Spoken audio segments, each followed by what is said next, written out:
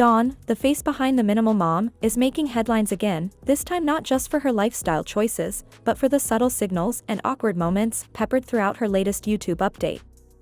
In a video titled, "Guess Which Tiny House I Picked?", what was meant to be a celebratory reveal of her new home has turned into a quiet storm of speculation, confusion, and concern among her followers. The video opens with Dawn revealing that she's finally made the big decision: she bought a tiny house. Naturally, fans were excited to see what direction she'd take, especially following her recent divorce and the major life changes that followed. The video has already gained impressive traction, pulling in over 444,000 views, as viewers flock to see how one of YouTube's most prominent minimalist influencers is redefining her life. But what people expected to be a pure, uplifting update quickly veered into strange territory. Only moments into the video, before viewers could even take in the new home, Dawn pivots to a sponsorship segment. But real quick, today's video is sponsored by rvmattress.com. I am so grateful for their support, and I love their mattresses so much. Standard fare for creators, yes, but what's raising eyebrows is how she handled it. Instead of simply talking about the product, she inserted an old clip that features her ex-husband. And so we have been able to upgrade all of the mattresses in our campers. Yes, we've had multiples. In a video framed around a fresh start and a new chapter, the decision to include footage of her former partner caught viewers off guard. What's more, during the segment, she says, "We've upgraded all of the mattresses in our campers." The casual use of a "we" has left fans wondering, who exactly is a "we"? And so we have been able to upgrade all of the mattresses in our campers. Yes, we've had multiples. Is she still referring to herself and her ex-husband as a unit? Was this just an old clip recycled for ad purposes, or was there more meaning behind it? This moment, while brief, felt especially strange considering how personal and emotional Dawn's recent content has been post-divorce. For an influencer who's known for carefully curating her image and sticking to a clean, minimal message, the inclusion felt off-brand and oddly timed. Then came another unexpected moment. Dawn proudly showed off her new throw pillows and some bedroom artwork she recently purchased.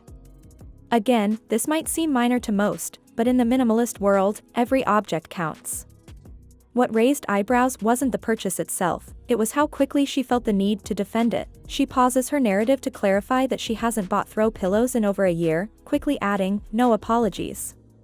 It wasn't said casually, it felt like a line drawn in the sand, a subtle nod to critics who have accused her of straying from her minimalist principles. This defensiveness isn't coming out of nowhere. Dawn has recently faced a steady stream of comments questioning whether her purchases and lifestyle still reflect the minimalist brand she built her platform on. And this quick justification, before anyone even had time to comment, felt like she was trying to head off the backlash before it started. Dawn then transitions into answering some viewer questions, the biggest one being, why didn't she just buy a mobile home? After all, when comparing prices, a mobile home, or even a double-wide, can be just as affordable as a park model. Dawn explained that her parents, who own a 200-acre farm where she currently resides, aren't allowed to have another permanent dwelling on the property due to zoning restrictions. Since mobile homes are legally classified as permanent dwellings, they were off the table. Park models, on the other hand, fall under the RV category, which allows for more flexibility and fewer restrictions. They're considered temporary, which made them a legal and practical choice for her situation. She also casually mentioned that she might relocate the park model in the future to a lake lot and use it as a vacation cabin, something that sounds less like a full-time home and more like a long-term content plan. And that brings us to the core of what really seemed to be driving this purchase. While she never says it directly, Dawn heavily implies that a big reason she chose to buy the park model was to have a private space to film content. She's currently living with her parents and admits that renting Airbnbs and cabins just to shoot videos has become inconvenient and disruptive. She doesn't want to constantly rearrange or invade her parents' home every time she needs to film. The park model, with its bright lighting and clean design, gives her a perfect backdrop that fits her minimalist aesthetic and offers a quiet, controlled environment for content creation. She also admits that she has no plans to move out of her parents' home or to live in the tiny house full-time, especially not with her 4 children. She openly says she doesn't want to share that tiny space with 5 other people. So while the narrative on the surface is about downsizing and simple living, the subtext suggests this tiny home might not be about lifestyle at all. It might be a business investment, a filming set for the Minimal Mom brand. There was also some questions just about like tiny house living, and I've always believed that I could live in a tiny house. I just didn't think I could live in a tiny house with 5 other people, right? And so I'm not planning on living out here. We're really just intending to use it like a camper or a little cabin, little retreat. So none of us are gonna live out here. I know there was concerns about, you know, is it big enough? Is the loft big enough? This shift hasn't gone unnoticed by longtime followers, who remember Dawn's earlier content, which was more about truly living with less, raising a family in simplicity, and embracing imperfection. Now, the tone feels more calculated. Between the sponsorships, the strategic purchases, and the subtle responses to online criticism, fans are starting to ask, has Dawn's content become more about managing an image than living a minimalist life? To start, Dawn makes a passing comment that throws people off. While referring to her household, she oddly includes her ex-husband in the count, even though they're divorced. Viewers were quick to point out that realistically, it's just Dawn and her 4 kids now, so why lump him in? Whether it was a slip or something more intentional, the line didn't sit right with many. Then the tone of the video shifts dramatically. Dawn shares that she recently attended a funeral for a friend's child who passed away unexpectedly. She praises her church for stepping in and supporting the grieving family in every way possible, saying, "That's what a church is supposed to do." But just as she's speaking about kindness and community, she transitions into something more personal and more conflicting. She says she's gone back and forth on whether to share this next part, and then, the video abruptly cuts. When it comes back, she says she's already talked about it before. Forth on whether to say anything or not, but like I've also shared that the most hurtful, mean, unkind things that have been said to me are from Christians. And that is so disillusioning to me and has been really difficult. It's unclear if this was an editing mistake or if she intentionally left something out. Either way, it left viewers confused. What exactly was she trying to say, and was it something she meant to revisit or not? The message she does deliver is that some of the most hurtful comments she's received have come from fellow Christians. They have been so well loved and supported, and it has just been like so cool to see, right? Like that's what the church is supposed to do. And so I've really gone back and forth on whether to say anything or not, but like I've also shared that That's a strong statement, especially coming right after talking about the loving support her church provided. It adds another layer of emotional conflict, hinting that while her faith community lifts her up, it also tears her down. As she gets more vulnerable, Dawn opens up about how negative comments are getting to her in ways they never used to.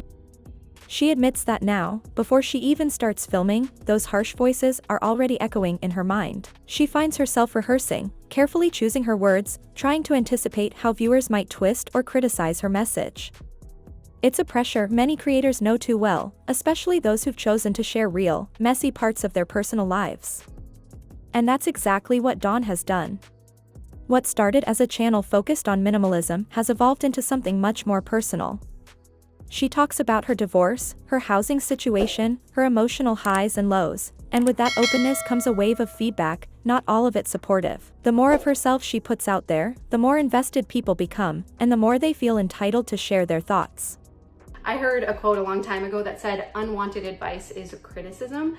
And so if I ask for input, like, which pictures should we put up in here? I actually sincerely want to know what you think. I know sometimes people think like, oh, you already have your mind made up. And no, actually I don't. I love hearing like the logic and seeing the different comments and stuff. But there are other things where I'm like, well, I'm not really asking for input on that. But here's the hard truth about being a content creator in the lifestyle space. When you share your personal life online, especially as part of your income, you're inviting opinions. That's the exchange. You can't monetize your experiences, title videos in ways that invite curiosity or concern, and then be surprised when people react. And sometimes it's hurtful, right? Because it almost feels like you're assuming that I put very little thought into these like huge life decisions. I labored over that decision for years. And probably what rubs me the wrong way the most is any kind of implication that I gave up or I threw in the towel too soon, because you just have no idea how many times I went around the same mountain and researched and sought out professionals and did the 4 to 6 month waiting period and then the 1 year that it would take to try things. Even when viewers don't have the full story, they'll still draw conclusions from what is shown. It's human nature to fill in the blanks. Dawn acknowledges this, saying she understands how her sudden decisions, like buying a tiny house, might look impulsive to some. She insists the choice wasn't random, that it came after a lot of thought. And she reminds viewers that she's not doing this alone, there are 4 kids involved, and every decision affects them too. But the pattern here is clear, and it's one we've seen before with other creators. They share just enough to keep people engaged, but not enough to offer the full picture. That creates gaps. And in those gaps, assumptions, speculation, and yes, criticism start to grow. It's not always about hate, sometimes it's just people trying to make sense of a half-told story. And let's not ignore the financial side of all this. These personal glimpses? They get views. They spark comments. They generate revenue. Even Dawn's hardest moments, the emotional ones, end up benefiting her platform. So when creators choose to turn parts of their lives into content, there's always a trade-off. If you're going to profit from your personal story, people will feel like they're part of it. That's the nature of the relationship between audience and influencer. Toward the end of the video, Dawn reflects on the whole journey and how overwhelming it can be. She says she's doing her best and that not everything was shared in real time. She also hints that part of the reason she got the tiny house, her so-called filming studio, was to give her kids a space for sleepovers and a place to unwind away from the main house. But viewers can't help but wonder, was it really for the kids, or was it mostly a content strategy? So, what did we really learn from this update? Dawn is clearly feeling the weight of public scrutiny. She's trying to juggle authenticity with image, personal healing with brand management. She's evolving, and so is her channel.